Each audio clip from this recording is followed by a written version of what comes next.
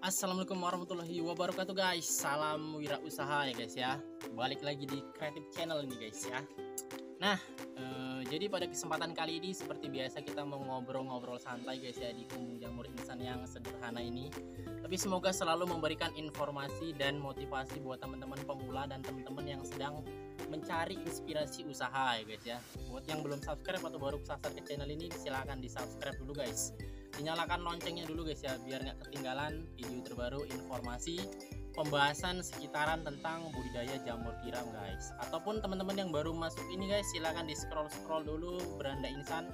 Sudah ada ratusan video membahas tentang budidaya jamur tiram yang pastinya informasinya valid dari kehidupan sehari-hari insan ya guys ya. Sudah teruji dan tereksperimenkan, dan mudah-mudahan selalu konsisten memberikan ilmu yang benar ya guys ya, tidak ada yang menyesatkan dan menjerumuskan. Nah, kita langsung masuk ke pembahasan pada video kali ini guys ya. Nah, jadi berhubung karena beberapa mitra insan, beberapa mitra sentra rumah jamur Serbelawan itu udah banyak yang mundur ya guys ya. Mundur dari dunia perjamuran. Nah, dunia perjamuran ya memang seperti itu guys ya, pasti akan ada yang maju dan ada yang mundur, ada yang masuk, ada yang keluar, itu biasa ya guys ya, seleksi alam. Nah, dari beberapa mitra itu instan telah merekap 5 alasan penting, 5 alasan besar kenapa mereka itu memutuskan untuk berhenti ataupun mundur dari dunia perjamuran ini ya guys ya. Ini bisa jadi pelajaran buat teman-teman juga ya yang nonton video ini. Semoga bisa menjadi pelajaran dan mengantisipasi guys ya. Kalau kalian mau bertahan dalam dunia perjamuran itu harus menghindari ataupun menguasai kelima hal ini sehingga tidak terkena seleksi alam ya guys ya. Yang pertama ya guys ya, langsung aja ya guys ya, nggak pakai basa-basi. Yang pertama adalah susah di pemasarannya guys. Nah, kendala utama dari jamur tiram itu memang di pemasaran sih guys ya. Pemasaran, apalagi untuk pemula-pemula ini ya, jual 1 kilo aja itu rasanya yang malu, yang susah, yang gimana lah ya. Namanya juga jualan, tidak semua orang memiliki mental jualan, terkecuali kalau memang mereka itu punya bakat dan mental jualan ya guys ya, itu nggak jadi masalah. Jadi susah di pemasaran bang, susah di pemasarannya, ya udah antar kemari ya kan, kita nggak mungkin menampung selamanya ya guys ya. Nah, kita harus belajar membuat mereka mandiri juga. Nah, jadi kita bantulah 50%-50%nya dijual sendiri, tapi itu tadi masih kesulitan juga ya. Jadi kendala di pemasaran untuk periode selanjutnya mereka berhenti lah ya guys ya. Mungkin memikirkan pasar lah dulu ya, cari pasar dulu gimana. Kemudian yang kedua adalah tidak sesuai dengan bayangan mereka guys.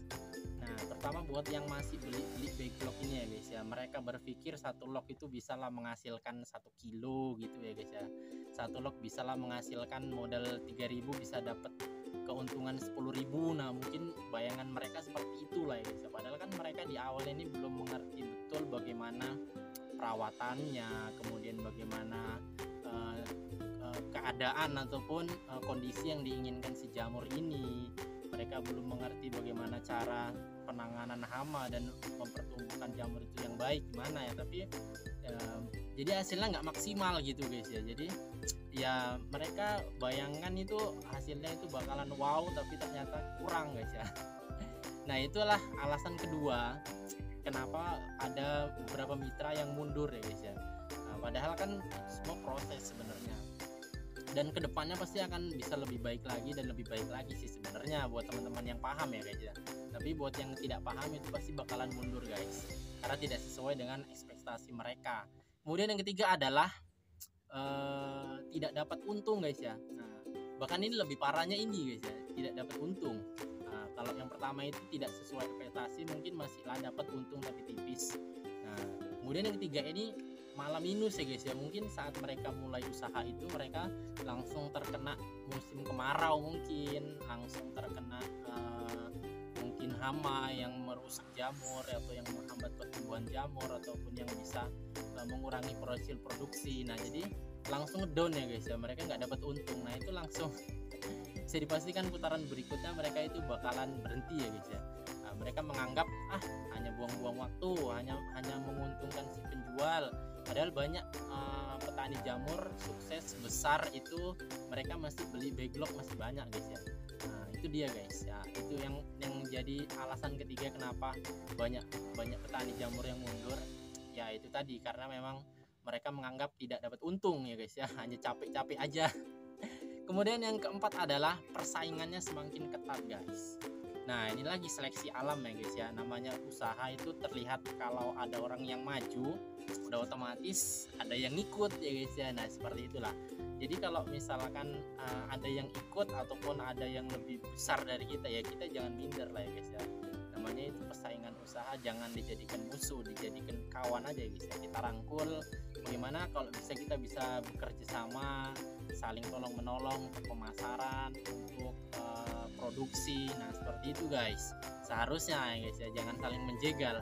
Tapi karena persaingan semakin ketat dan mungkin teman-temannya nggak ada yang bisa dijadikan lawan-lawannya, nggak ada yang bisa dijadikan teman, nah jadi mereka yang memutuskan untuk mundur ya guys.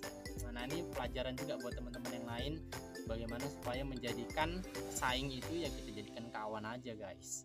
Syukur-syukur mereka punya banyak jamur, kita kurang jamur, kita bisa ngambil ke mereka. Ataupun sebaliknya, kita banyak jamur, mereka kurang, kita bisa titip ke mereka. Nah seperti itu guys, lebih kurang seperti itulah yang keempat ya guys ya.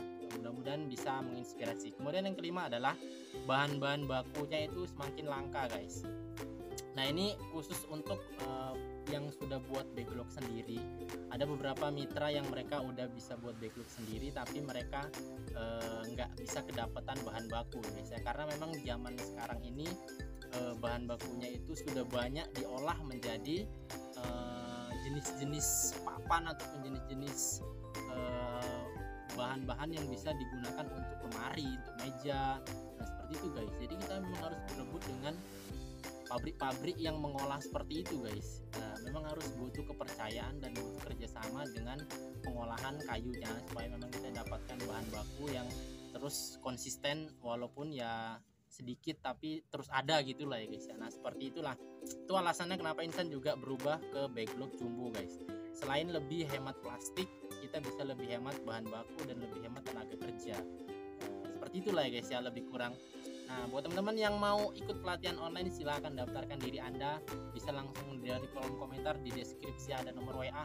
Ada yang kurang jelas silahkan ditanyakan ya guys ya. Tapi jangan membuat kalian patah semangat ya guys ya, walaupun ada kendala-kendala yang membuat para petani jamur itu berhenti dan mundur. Tapi juga kan ada sisi positifnya yang udah bisa bagikan untuk teman-teman. Silahkan diambil sisi positifnya dan kita jadikan pelajaran sisi negatifnya, bagaimana supaya kita bisa tetap bertahan dalam dunia perjamuran ini guys. Nah lebih kurang seperti itu guys video pada kesempatan kali ini ya. Kalau ada yang salah Insan mohon maaf, kalau ada yang kurang silahkan ditambahkan. Untuk para master, para suhu-suhu dan para senior ini yang sudah bergabung ke channel ini, terima kasih, mohon dikoreksi kalau ada kesalahannya. Dan teman-teman yang lain jangan lupa di subscribe guys, nyalakan loncengnya ya guys ya, supaya nggak ketinggalan video terbaru pembahasan masalah jamur tiram. Lebih kurang Insan mohon maaf. Assalamualaikum warahmatullahi wabarakatuh.